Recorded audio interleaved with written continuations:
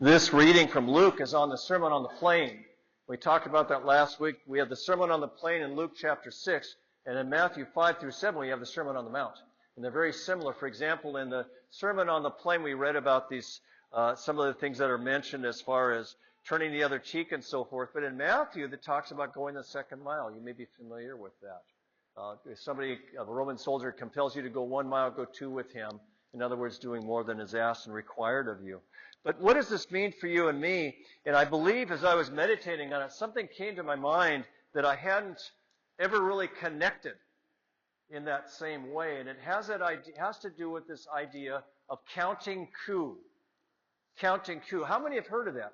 Counting coup. I'm in the wrong church. Well, actually, I kind of like that because that gives me a little freedom to say whatever I want. You'll never, unless you go on Wikipedia, you won't know if I'm right or wrong. This is what counting coup is. The Native American Plains Indians, they would have wars with each other at times, and there was obviously somebody wants what somebody else has, and you have a battle, or you have fighting and so forth. And one of the ways that the Native American tribes would maybe stop the fighting and find a way of peace was called counting coup. And what counting coup is in a war, you don't go out to kill your enemy. You demonstrate your bravery else in a different manner. But counting coup is where they would run towards an enemy or go after an enemy, and they would take his knife and run away. They got something from him. They call it counting coup. And they would keep sticks, coup sticks, and they would put a notch in their stick to say, I got you. Counted coup against you. Last Native American Indian chief, the great American chiefs, his name was called Many Coups. And he would put a wolf's pelt, a wolf's skin over his head, his body, and he would crawl into the enemy's camps and take their things from them. And the idea is this. They would say, look how brave we are. We have counted coup. You did not catch us, and we got away from our enemy without doing anything against you other than taking maybe one of your possessions. Counting coup. In World War II, there was another Native American, and his name was Medicine Crow, and he counted coup against the Nazis. There was one place where he actually went up against a German soldier and disarmed him and counted coup against him, took his gun. He also went into the SS camps and he stole their horses. So there's this whole sense of this, and you go, well, what the heck is he talking about counting coup for? You know, the Native Americans weren't in the Holy Land. Yes, they were in a sense. David is counting coup today. King Saul is after him. He feels threatened because Saul has killed his thousands, everybody thought, but David killed his 10,000s. He was very popular. And so Saul's trying to find him, and what David does with his buddies, they sneak into his camp and steal his spear and go away and call out to him. And what happens, believe it or not, is peace. After that, Saul left him alone because Saul realized that David and his men are very, very, very heroic. They're very brave, and they're no threat to him. You're thinking, well, what does that have to do with you and me? Before we get there, I want to tell you a time I counted coup with somebody. And I'm not trying to tell it as a joke, but it is a little funny. And I'm not telling, please don't do this yourself, but I counted coup against somebody one time. And it was quite a while ago, but I was driving on the road, and this guy was right on my tail because he wanted to go someplace, and he thought if he get close enough to me, I would speed up. And so I thought, well, here's what I'm going to do. I can't steal anything from him except his time. And so there was a four-way stop coming up, and I saw where the cars were coming from, so I timed it so that I got up there and got through, and then he had to wait for the next car behind me to go. You know, in other words, there was a four-way stop, and I could have gone fast enough where both of us made it through the stop sign before another car was coming along, but I slowed down enough so I took his time away, and the reason I know he knew I counted his coup is he did this to me. He didn't do the other one, fortunately, the California salute. But to be honest, you'll think, well, why? But I felt really bad about it because I thought, here I am counting coup again and causing somebody, rather than dealing with a more patient manner, just ignoring the guy. But anyways, But there is another counting coup, and it's counting coup as Christians, counting coup along with Christ. And let me read something to you from last week. This is what Jesus is talking about. He says this, "Woe to you who are rich, for you have received your consolation." In other words, you can have it now or you can have it in heaven. And you're taking it now, so woe to you, because you have nothing to look forward to. Then he says, "Woe to you who are filled now, for you will be hungry. Woe to you who laugh now, for you will grieve and weep. Woe to you when all speak well of you, for their ancestors treated the false prophets in this way." In other words, if you're trying to get everything now, the food, the money, the pleasure, the enjoyment, everything is that's what you're living for. That's all there is. Nothing beyond that. Okay? So, what counting coup does, though, is if they want that stuff, you're going to count coup on them by taking something from them. And this is what they take, what you and I take and what Jesus is saying to do. This is what you take to people who are causing you trouble in your life. Raise your hand if someone's causing trouble in your life. Don't raise your hands. I'm just joking.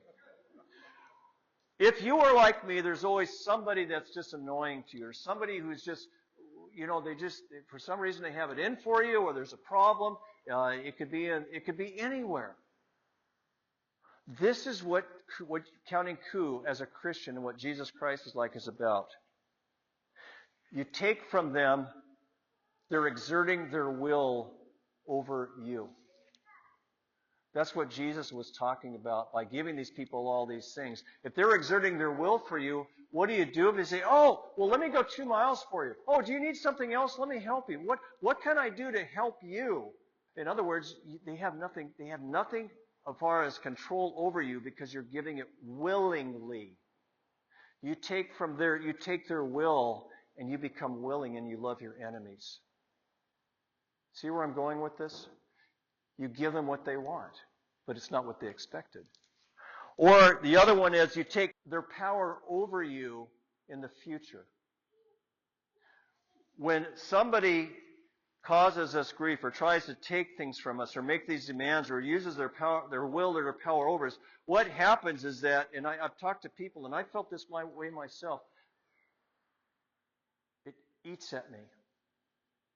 It eats at me for a long time. I'll be standing washing dishes, and all of a sudden I remember something that happened 10 years ago. And I go, I should have said this. I should have done that. And this whole idea, and it's eating you because they still have what over you? Power. They got power over you. They've controlled you. They took a bit of your soul because you gave it to them, or I did. So we take their power away from them that they have over us. We count coup with them by forgiving them. We let them off the hook. We get rid of the resentment, the bitterness, and the pride. This whole idea of having these thoughts, I could have done this or that. And you ever have these woulda, coulda, shoulda said this, or rejoinders? There's a word for it in German. They actually have a word for it. It's called Treppenwitz. Treppenwitz. And it means staircase wit. As you're walking home up the stairs, you think of every step, you're thinking of something else you could have said. God sets us free from that. We let them off the hook so they don't have no power over us any longer. There's something else that we do, and this is probably the most powerful one. It creates in them, and this is for their benefit, it creates in them a hunger for something better than just the things of this life. Let me read something to you. This is out of Romans 12:20. "If your enemies are hungry, feed them. If they are thirsty, give them something to drink. For by doing it, you will heap burning coals on their heads." What does that mean? You ever had somebody who's got it in for you and you kill them with kindness? You show them love, and it doesn't actually even have to be, well, I don't have any enemies. Nobody hates me. But there are people in our lives that make life difficult. What if we kill them with kindness? What if we give them all these things that they really don't expect and show them our love? One of the best, what happens with this is you're showing that there's something better, and what they're trying to get from you, it leaves them with a bad taste in their mouth. It's no longer pleasurable because all of a sudden there's nothing that they can demand, and they're just left without this sense of joy or peace or enjoyment of what they've got. There's a man named Anthony Campolo. He's a Baptist minister. He was in Haiti for some reason, and he's eating lunch in a restaurant. It was some sort of nice restaurant and everything, looking out the window, and all of a sudden, these poor children who were hungry were standing outside the window looking at what he was eating. And it was really bothering him, and the waiter came forward. He pulled the curtains, and he said, "There, now you can enjoy your meal."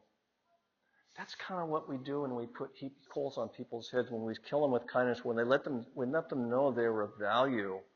All of a sudden they realize, well, maybe you could just call it good old Catholic guilt. Maybe it's just this realization that there's a better way to live. There's something beyond what just desiring what other people have. Let me read something to you. This is by David Bentley Hart, and this is where I call it, what I was calling it, counting coup along with Jesus.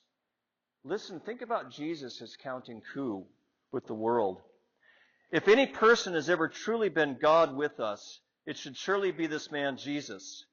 If the claim of anyone's resurrection by the power of the Spirit should seem not so much outlandish as simply fitting, it is that of this first century Jewish prophet, this one who loved the excluded, the forgotten, the oppressed, the poor, and the despised with a love the world could not give. And so I believe. When we look at Jesus and see how he treated his enemies, and when we say, I want to be like Christ, I want to show people there's something beyond this world, what we can get from somebody else, with our silly wars and our battles, with our turf wars, with stepping on people to get to the top of the ladder, or whatever it is. There's another way to live, and that's what God offers us today, is to make that choice. And then, this is what's fulfilled. This is where we're doing it with Jesus. Jesus says this, then, when you do that, when you love your enemies, when you count coup against other people, you will be children of the Most High, for he himself is kind to the ungrateful and to the wicked.